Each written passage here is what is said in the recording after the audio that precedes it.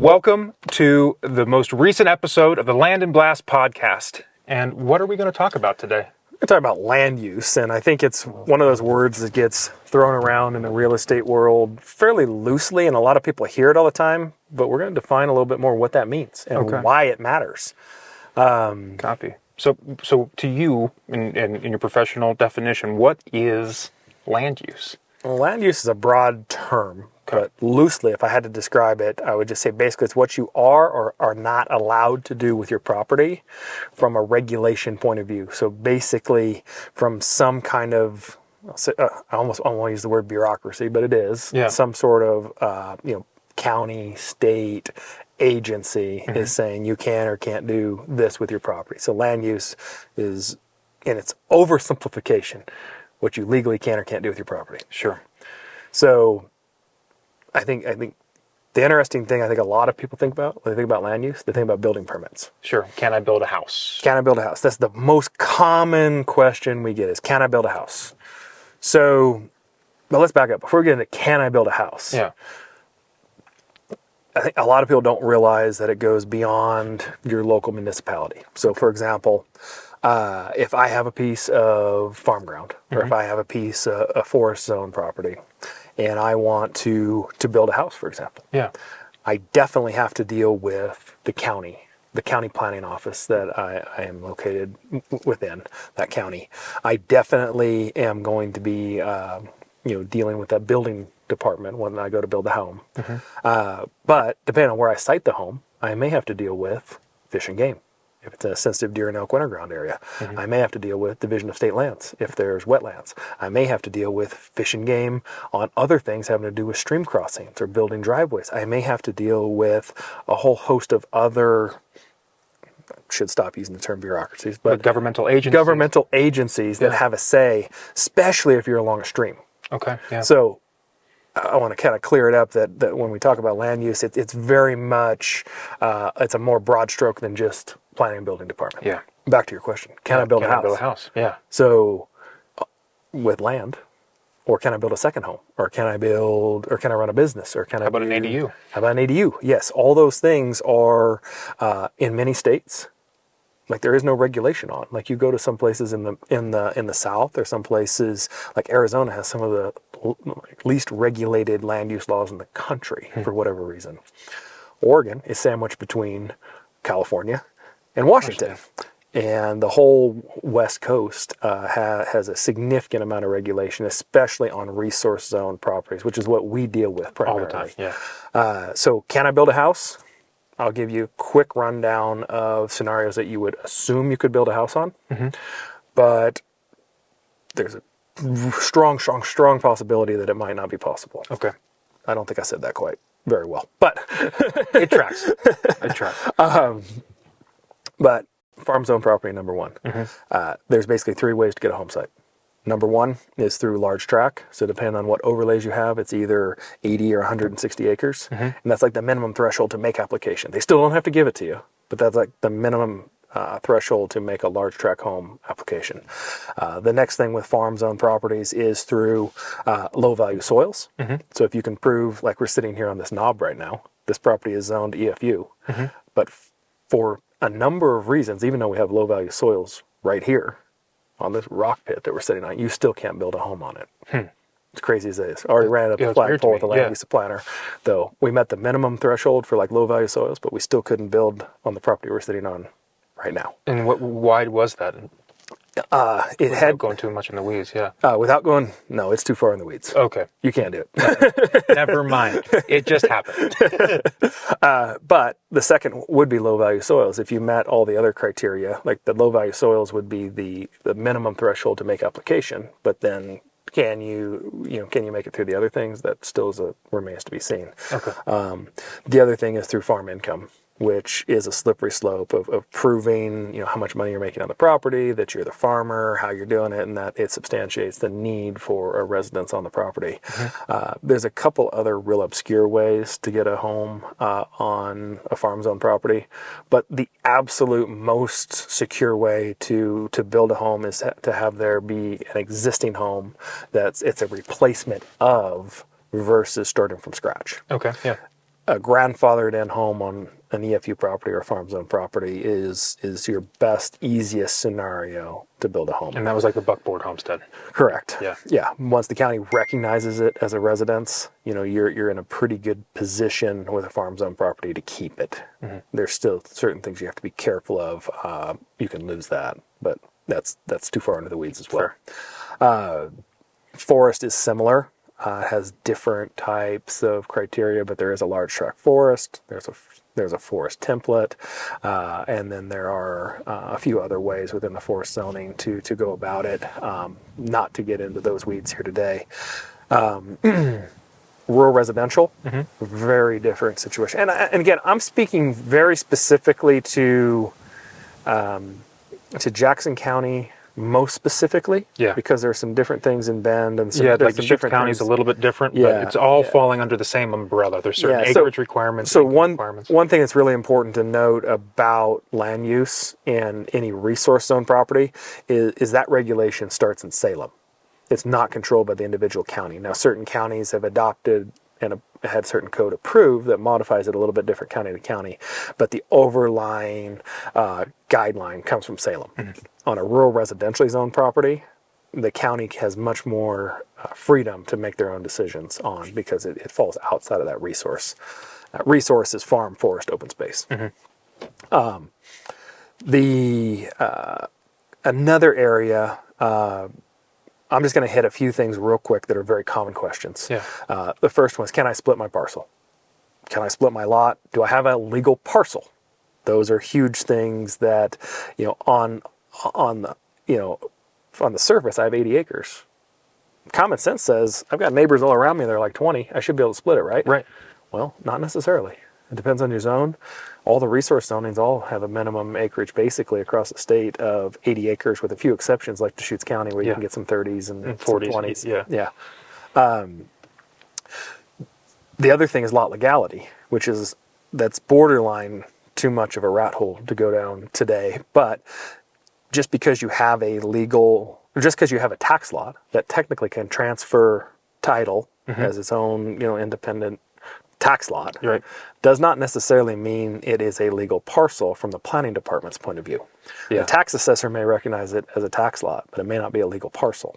And step one for any land use application, for any approval, is to prove that you have a legal parcel. So if the goal is to develop a property, the most important thing you can determine is lot legality status.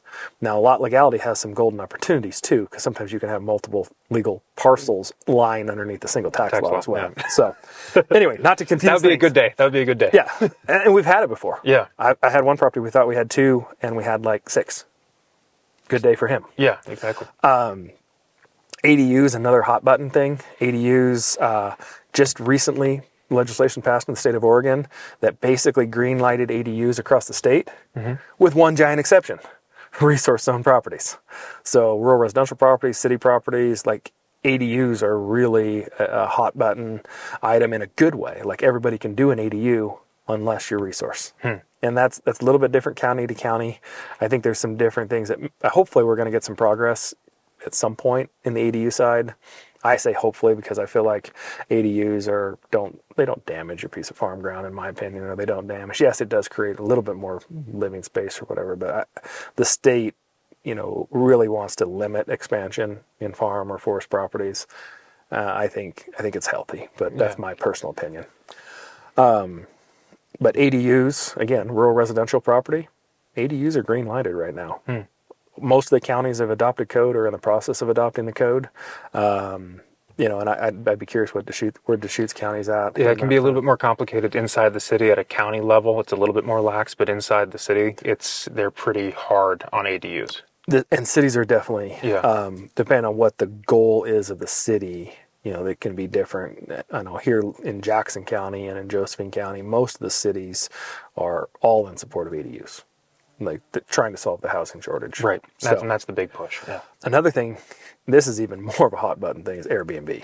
Yeah, and the short-term rental. Short-term rentals. Oh my goodness. I would guess that in Jackson County, where we're standing right now, 95+% of the Airbnbs advertised online that are outside the city limits are not permitted. I would agree with that. Because the county does not have a provision outside of a bed and breakfast, really, for short-term rental, unless it was grandfathered in, some kind of cabin use or something that was grandfathered in. Yeah, and my understanding is the same in Deschutes County. You can get the permits inside the city limits, but at the county level, you're actually not. Correct. Able And to then apply. every city is enforcing the not the ADU, but the Airbnb rules a little bit differently. Some cities are just like the county, not permitted at all. Yeah. Certain cities are like green light, and like a little nugget here is that like the city of Gold Hill is just like green light. It's this little tiny river town. Green light. Wow. Kind of cool. Yeah. Yeah. Jacksonville has some pretty good things for Airbnb.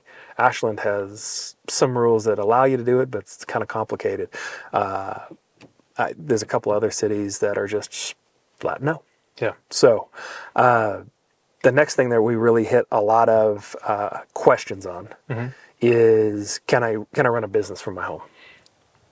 It depends. It totally depends. It depends. Most of the municipalities and most of the counties have a home occupation permit process, but there are limitations on what that might be. For example, here, like the second line item, like as you get in to read the application is, if you want to start an automotive business, the answer is absolutely no. Like if you want to have an automotive shop in the county, and this is county, not city, Yeah. it's just flat no. Very common businesses that get approved all the time, it has to do with any kind of home office. So CPAs, real estate brokers, anything where you're having occasional general public coming to your house. It's like a $1,700 application. You submit it, and you go through the process. There's paperwork you got to fill out and so on and so forth. But it's relatively straightforward to get, so long as you're having a minimal impact from general public coming and going from your property. Yeah. Other things, like for example, any farm-based businesses on farm-zone properties, wineries, tasting rooms, if you meet the criteria for those, Good to go. definitely doable. Yeah. Try to put a wedding venue on a property, different a ballgame? standalone wedding venue, it's challenging. Very challenging. It generally has to be attached to some other kind of approval, like a winery tasting room event kind of thing. And it's still kind of maybe okay, maybe not, depending on how you look at it. The other part of like the home business is anything hospitality. That springs off the Airbnb conversation, but campgrounds, RV parks, event venues, retreat centers, extremely difficult to get approved outside of a commercial zoned property. Very, very few properties in Oregon outside the city limits have a rural commercial zoning. Right. Yeah. Pretty unusual. Yeah.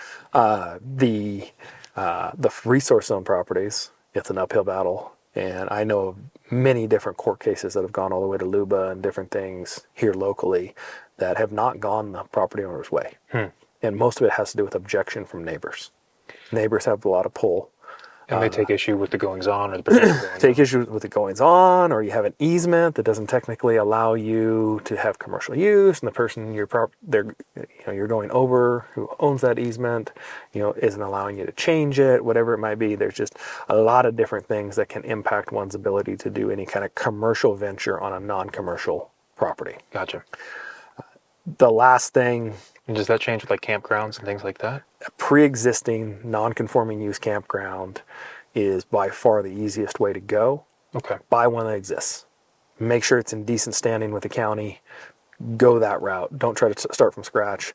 The last thing I wanted to touch bases on after like the business side of it and the retreat side of it has to do with annexation and urbanization. Okay. So this is getting to a fairly deep topic. Yeah, and this is touching on like urban growth boundary stuff. Correct. Yeah. Which you studied a little bit. Oh yeah.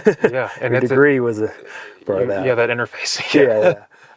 But what I wanted to touch on briefly is one of the things.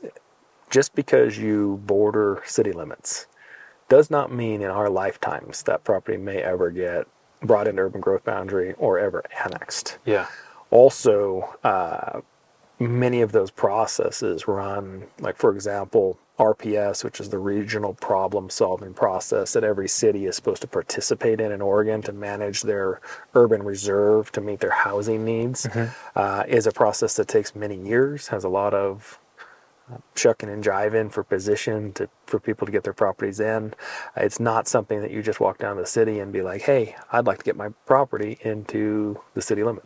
It does not work like that. It is a very in-depth process that people spend a lot of money with attorneys to, position themselves to be most likely. Yeah. There's been many orchards and many farms that have been taken out specifically just to make the properties more not even appealing, but eligible to be brought in.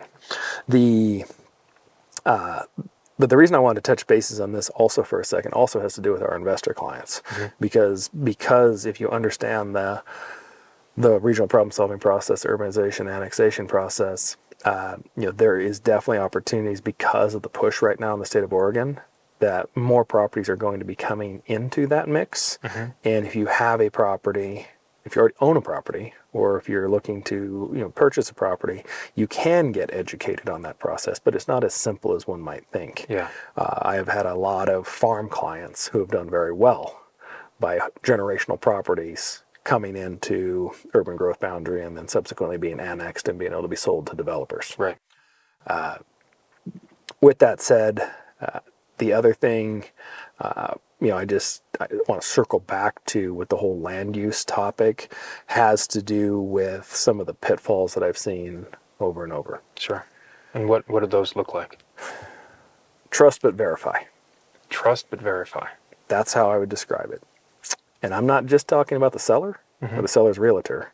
I'm talking about the person who happens to be standing at the county the day you walk into the planning department. Okay. I'm talking about the person you talk to who's supposedly a land use expert. I'm talking, and not so much on like the land use attorney side. Those are pretty spot on. But I'm talking about the contractor. Sure. Who says, "Oh, I'm sure we can build a house here, no problem." Yeah. If he's built 100 houses on rural residential, he's right.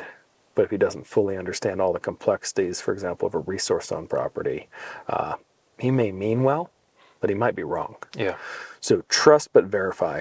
We've seen many scenarios where people who have bought properties with major deficiencies, believing that they were a non-issue. Like, I bought a place to build a house, and I cannot build a house. Or I bought a place that had an existing business, but the existing business was not permitted. Even though it had been running, it was licensed and so on and so forth for a long time. Yeah. I bought the property believing I could subdivide it because the seller told me I could, and I can't. Trust but verify. The property's been running as an Airbnb for the last 10 years, but it's not permitted. Yeah. And it didn't become grandfathered in just because I've been doing it for 10 years. Yeah, there's no STR permit. Those kinds of things, I can't tell you if you're gonna use the property in any way, shape, or form, other than its existing use, with the caveat that I just mentioned about the Airbnb. Yeah. So long as it's within that general zoning approval, if you're going to be doing it, changing the use, you have to understand land use and you have to have someone on your side. And I'll be the first to admit, I know a lot of the red flags to look for. And as the years have gone by, I've learned, especially in Jackson County, because of just doing a lot of transactions here, what to look for. But for example, even if I bought a property of my own and I was going to get the lot legality determined on that property, even though it's probably going to cost me an extra $4,000 or $5,000, I'm still going to hire a land use planner to help me through that process. Sure. If I'm going to apply for a home site on a piece of resource zone property, still likely going to hire a land use planner to help me through that process. I mean, it's kind of a better safe than sorry mentality, right? It is. I mean, there are some circumstances where you might, like building permits and things like that, are a little more straightforward. And if it's a piece of property that's zoned rural residential where it's an outright entitlement, not really worried about it. But anything that becomes a conditional approval, that's where I start to really go, in Oregon, I'm going to lean on an expert.